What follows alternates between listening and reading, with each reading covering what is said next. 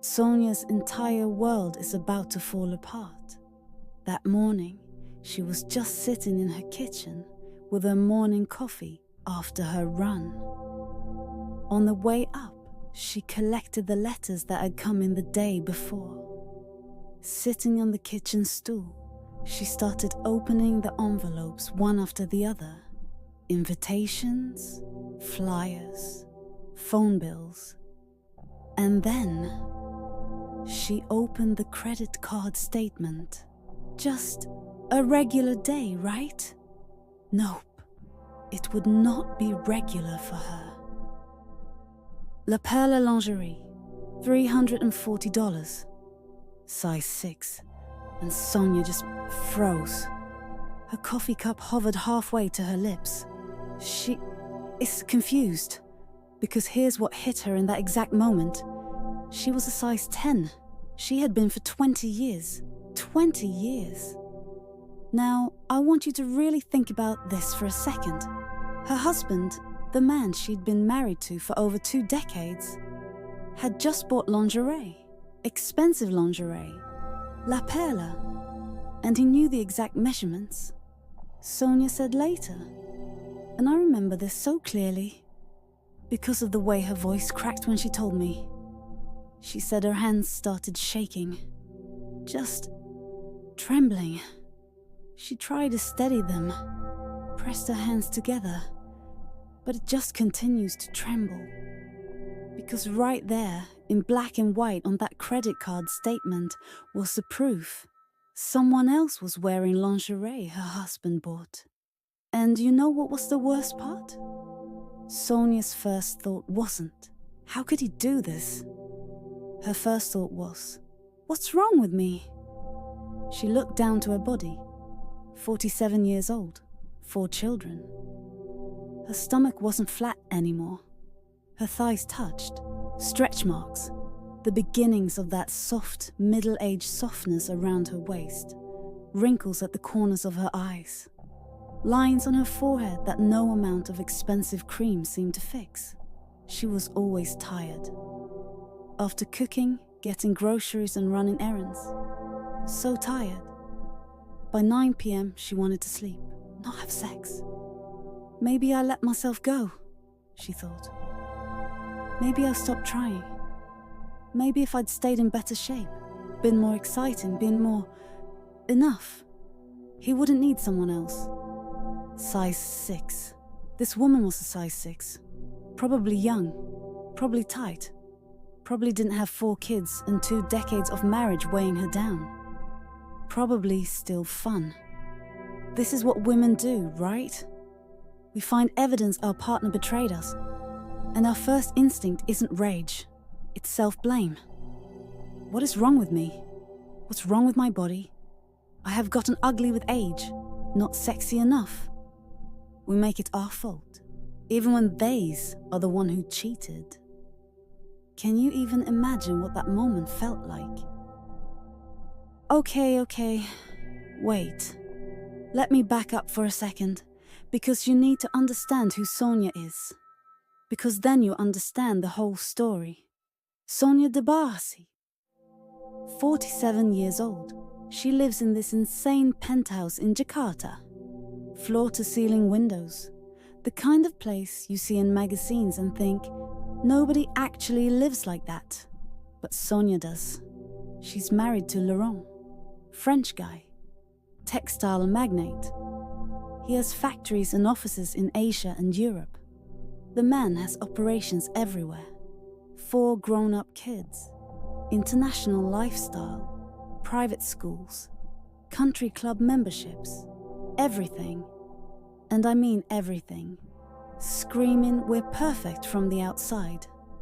You know those couples, the ones you see at dinner parties, and you think, God, they have it all figured out. But here's what Sonja told me later. And this hit me hard. She said, perfect marriages are usually just expensive covers for ordinary human cruelty. Perfect marriages does not exist. Think about that. 23 years.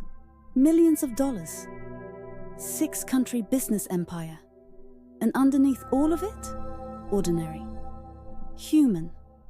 Selfishness. Cruelty. So she keeps reading the statement, because that's what Sonja does. Plus, she's also half Swiss, on her mother's side. They're just methodical. She doesn't just explode. She gathers data.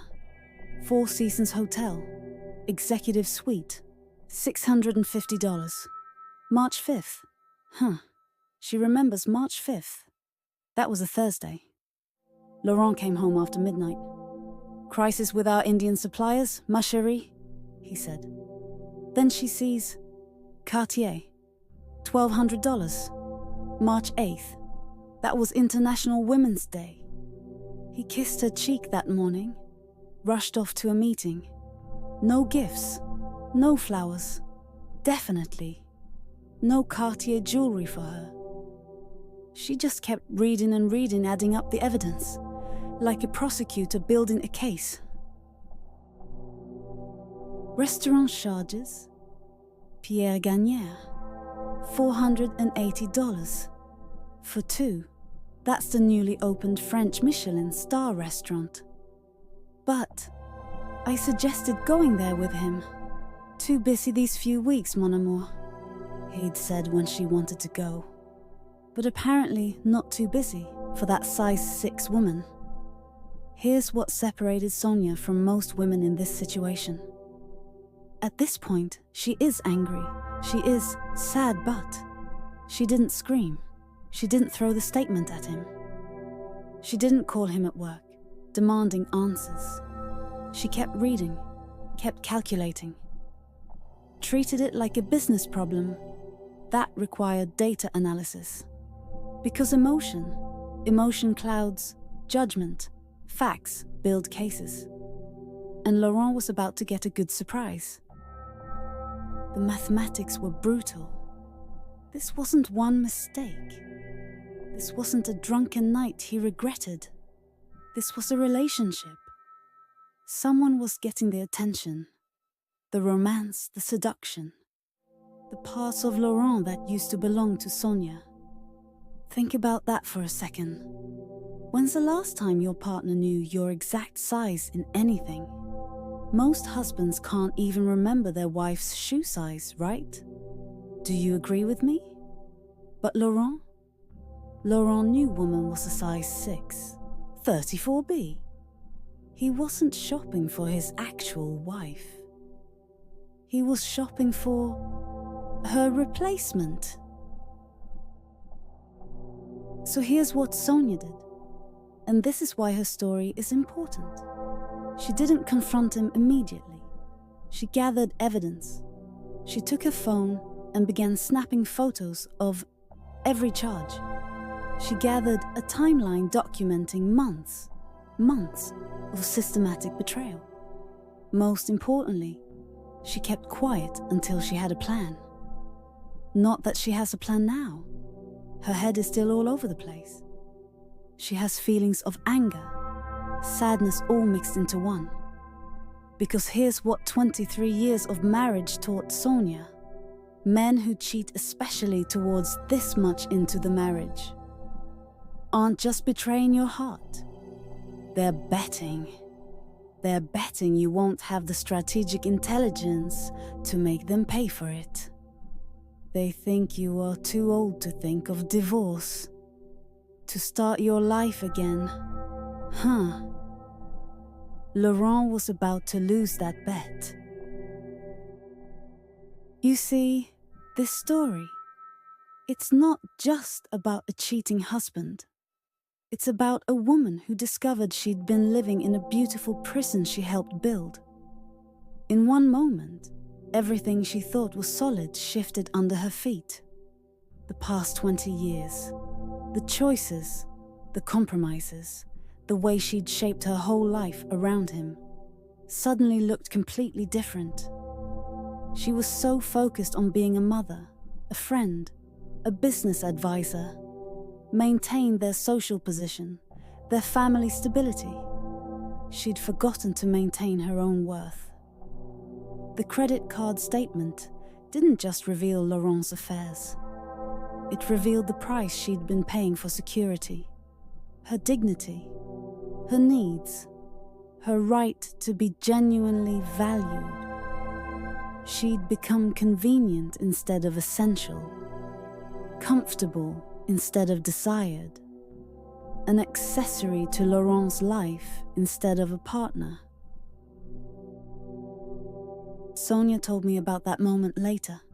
She said, "You know, the hardest part wasn't the discovery. Discovery was just a part of it. Though it hurts, of course. Undeniably hurts."